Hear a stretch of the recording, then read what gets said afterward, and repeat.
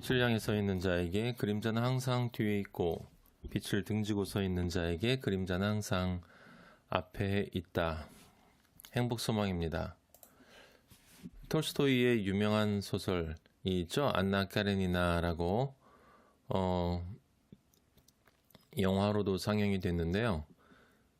이 안나 카레니나는 많은 그 영화 배우들이 유명한 영화 배우들이 출연을 해서 또 알려진 그 작품이기도 합니다. 저는 개인적으로 그 소피 마르소가 출연했던 영화가 제일 실감 났던 것 같아요. 사실 뭐 그 다른 것들은 제대로 보지 않았고요. 안나 카레니나는 저희가 지금 이야기하고 있는 그 스핑크스의 비밀하고 아주 밀접하게 닿아 있습니다. 이 소설은 이루어지는 사랑과 이루어질 수 없는 사랑에 대한 이야기인데 다분히 톨스토이의 그 도덕주의적인 종교관으로부터 탄생된 영화라고 볼 수 있어요. 그런데 그럼에도 불구하고 이 톨스토이의 작품과 그 프로이트의 그 오이디푸스 컴플렉스 그리고 일렉트라 컴플렉스라고 부르는 그 인격 발달 과정에서 나오는 그 남녀의 성적 욕망의 문제, 종국적으로는 결국 만남의 문제와 연결되어 있다는 것은 참 아주 흥미로운 점입니다. 안나는 우리가 읽었던 지난 시간에 베르테르의 슬픔을 봤었죠. 그 베르테르의 슬픔에서 등장하는 그 로테와 같은 환경에 처해져 있는 여성이에요. 무슨 말이냐면 안정된 가정을 꾸리고 살아가고 있다는 것이죠. 로테는 약혼을 한 사이였지만 안나는 이미 나이가 지긋한 자신보다 훨씬 나이가 많은 백작의 아주 명예와 부와 권력을 쥐고 있는 그런 백작의 아내로서 아들 세료자인가요? 아들을 낳고 안정되고 평안한 삶을 살고 있었던 여성입니다. 근데 로테에게 베르테르가 나타났던 것처럼 안나에게도 갑자기 어떤 정열적인 사랑이 나타납니다. 그 사람이 바로 군 장교인 브론스키라고 하는 사람이에요. 다분히 매력적이고 여성들에게 인기도 많고 그런 남성인데 무도회 때 안나를 보자마자 안나에게 그냥 푹 빠져버리고 맙니다. 그래서 그 안나가 마찬가지의 감정을 느끼지만 안나는 자신이 가정이 있고 아들도 있기 때문에 그런 감정을 억누르고 이제 집으로 돌아가는데 그 집으로 돌아가는 열차를 함께 타고 이 여성을 따라옵니다. 그래서 중간에 이 기차가 잠깐 고장나서 서는 장면이 있는데 그곳에서 브론스키가 안나에게 모습을 드러내요. 마음은 간단하게 설명하면 그냥 당신이 있는 곳에 있고 싶다는 거죠. 따라올 수밖에 없어서 따라왔다라고 하는 것이에요. 당연히 안나는 거부합니다. 왜냐하면 자신은 가정이 있으니까 자신의 평화를 깨뜨리지 말아달라고 이야기하죠. 근데 브론스키가 이야기합니다. 베르테르와 같은 멘트예요. 평화란 없습니다. 불행하거나 완벽한 행복이거나 당신이 없으면 완전한 불행이고 당신이 있으면 완전한 행복이고 우리의 만남이 있으면 진짜 행복이고 아니면 가짜고 뭐 이런 굉장히 마초적인 멘트를 날립니다. 결국 안나는 거부하는 것처럼 보이지만 사실은 그 내면의 무의식에 이미 그 남성을 향하여 가고 있었거든요. 가고 있었기 때문에 그 남성과 사랑에 빠지게 됩니다. 결국 그것을 남편이 알게 되죠. 알게 되고 그 남편인 카레닌이라고 하는 이 백작이 걱정스러운 모습으로, 사실은 이 사람은 이해심이 많고 종교적이고 그리고 합리적이고 냉철한 사람이기 때문에 그 안나에게 이야기합니다. 당신이 한다라고 이야기하는 그 고귀한 사랑이라는 그건 지금 죄다. 근데 그 사랑이라고 하는 게 당신이 저지르는 그 죄악도 신성하게 만드나? 라고 물어봅니다. 하지만 안나에게 자신이 결혼해서 살아온 8년은 사실은 죽어 있었다라고 안나는 생각을 해요. 살아서 움직여야 되는 그런 것들을 실제 살아있음을 느끼게 해주지 못했다라고 이야기를 하고 결국은 그 남자를 따라서 떠나버립니다. 아들도 일단은 포기하죠. 물론 아들을 잊지는 못하지만 그렇게 둘이는 이태린가로 함께 사랑의 여행을 떠나고 그곳에 가서 일단 어느 정도는 천국이었어요. 안나는 그 자신이 누리고 있는 이 사랑이 깨질까봐 너무 행복했기 때문에 그래서 그 시간을 즐기고 있었는데, 근데 독특한 현상이 벌어져요. 그건 뭐냐면 이 브론스키라고 하는 이 남성이 조금씩 안나에 대해서 실증을 내기 시작합니다. 그리고는 다시 러시아로 돌아가자고 해요. 여러 가지 그 환경적인 조건적인 이유를 내세우지만 안나의 무의식은 이미 알고 있습니다. 이 사람이 나를 떠나기 시작하고 있다. 아니 어쩌면 처음부터 나를 만난 적이 없다라고 하는 것이 무의식에서 조금씩 수면 위로 부상하기 시작하고 그것에 대한 초조함과 불안이 안나를 사로잡게 됩니다. 그렇게 결국 러시아로 둘은 돌아가는데 당연히 브론스키는 이제 자신의 가족이 소개해준 낭만적인 사랑이 아닌 조건적 사랑, 안정되고 평안한 그런 여성과 조건이 좋은, 조건이 맞는 그런 여성과 이제 결혼을 하려고 하죠. 연애는 낭만적으로 하고 결혼은 조건적으로 하는 그런 선택을 브론스키가 하는 것입니다. 안나는 그런 상황에서 자신의 아들을 데려오려고 하지만 이 카레닌이라고 하는 사람은 아주 무서운 사람이기 때문에 아들을 주지 않습니다. 그래서 모든 것으로부터 버림받고 자신이 홀로라고 하는 절대적 외로움,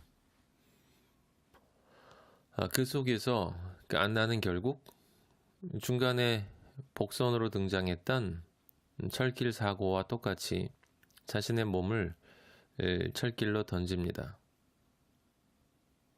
그것은 어떤 의미에서 자신을 괴롭히는 그 무의식의 욕망으로부터 벗어나는 것이고 자신이 지금 지고 있는 그 삶의 무게로부터 자유로워지는 것입니다.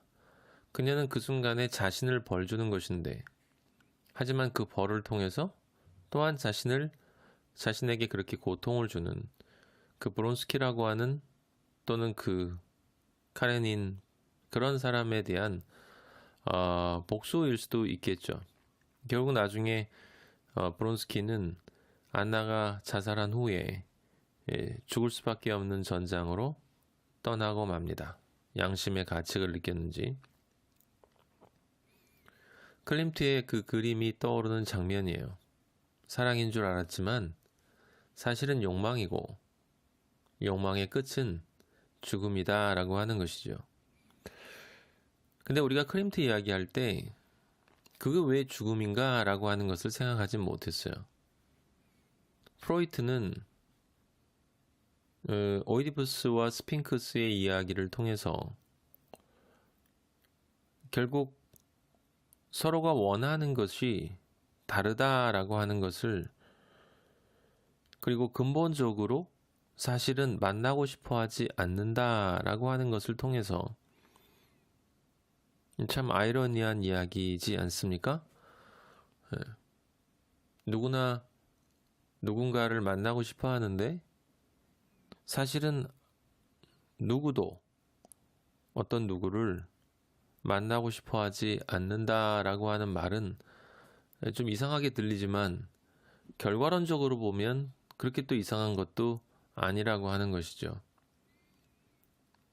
안나 카레니나는 결국 마지막에 이별하고 자신의 죽음을 통해서 모든 관계로부터 단절되지만, 우리가 보통 생각하는, 그렇지 않고 정상적이라고 생각하는, 만약에 안나가 예를 들어서 카레닌과 이 남자 브론스키를 만나지 않고 카레닌과 평안하게 계속 삶을 살았다면, 그렇다면 이 여성은 과연 카레닌을 만난 것인가?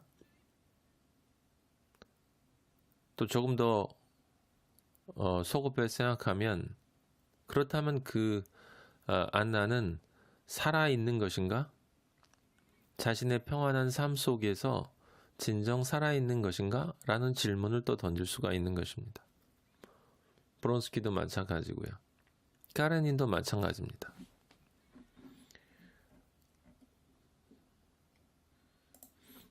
둘이 믿고 있던 사랑이라고 하는 것은 상대방 안에 용해되는 것이에요. 사랑한다는 것은 죽는 것이다. 맞는 이야기죠. 서로의 시선이 이성을 녹여버리고 상대방으로부터 흘러나오는 미소가 절제를 무화시켜 버립니다. 그래서 안나는 자신을 비워 그로 채우고 자신은 그의 안으로 용해되어 들어갔습니다. 그 순간이 영원처럼 자신에게 다가오고, 자신이 그토록 그리워하던 영원이 이 순간에 자신을 만나준다라고 생각했던 그 지점에서 그녀가 믿었던 그 사랑이 자신의 민낯을 드러내는 것입니다. 그건 그냥 욕망의 집착이었어. 그냥 소유하고 싶은 것 이외에 다른 것이 아니었어. 너는 네가 바라보고 있는 것이 정말 그것이라고 믿었는지 모르지만 바라보는 그것은 결코 그 존재 자체는 아니야. 그래서 스핑크스가 오이디푸스에게 보여주는 모습과 스핑크스의 실제 모습이 달랐던 것입니다. 오이디푸스는 늘 자신만만했습니다. 난 당신을 이길 수 있어. 어떤 수수께끼라도 내봐. 난 자신 있다고. 스핑크스가 이야기하죠. 오케이. 너는 나의 수수께끼를 풀 것이고 나는 죽을 것이다. 너의 눈에는 분명 그렇게 보일 것이다. 그리고 너는 살아서 정말 네가 원하는 그 사랑을 만났다고 생각할 것이다. 그러나 네가 만나는 그 사랑이 결국은 지금 죽는 나다.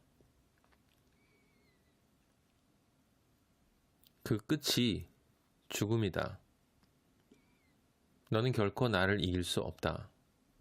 사실은 네가 승리했다고 믿는 그 순간에 이미 넌 패배한 것이고, 네가 소유했다고 믿는 그 순간에 너는 소유되고 있는 것이다. 내가 죽는 것이냐? 네가 죽는 것이냐? 정말 네가 살아있고 나는 죽었다고 믿는 것이냐? 그렇다면 이 이야기의 끝까지, 너 자신의 인생의 끝까지 이후로 너의 삶이 어떻게 전개되는지 네 자신의 두 눈으로 똑바로 보아라. 오이디푸스는 결국 그것을 똑바로 볼 수 없었어요. 왜냐하면 너무나 고통이었기 때문에. 자신이 생각했던 그 환상이 깨지는 순간에 결국 그는 그가 원했던 그것이 실제 그것이 아니라는 것을 알게 됩니다. 그리고 죽었죠. 스핑크스는 그러므로 모든 사람이 근원적으로 그리워하고 있는, 사실은 사랑이 아니라, 사랑이라고 믿고 있지만 욕망의 기본의 끝에 있는, 욕망의 근저에 있는 그 집착의 궁극적 지향점인 것입니다. 그래서 그것은 항상 두 개의 모습을 하고 있는 거예요. 사람의 얼굴을 하고 있지만 이집트에서는 사자의 몸을 하고 있지 않습니까? 하나는 다정하고 따뜻하고 아름답고 포근하게 다가오지만 하나는 찢고 핥히고 죽이는 것입니다. 누군가를 만나고 누군가를 사랑하고 누군가를 소유한다고 하는 것이 그 행복감이 너무 좋고 너무 황홀하고 모든 것을 다 소유한 듯한, 더 이상 아무것도 필요하지 않은 듯한 유토피아적인 환상을 일시적으로 주지만 반드시 그 뒤에 실제 그 존재의 모습을 드러내게 된다라고 하는 것이고, 결국 스핑크스의 수수께끼는 너는 결코 나를 이길 수 없다라고 하는 것입니다. 질문은 누가 이기냐라고 하는 것이고, 오이디푸스가 대답을 해서 스핑크스는 자살하는 것처럼 보였지만 실제로는 오이디푸스가 틀린 것이죠. 내가 이긴다 라고 답했어요.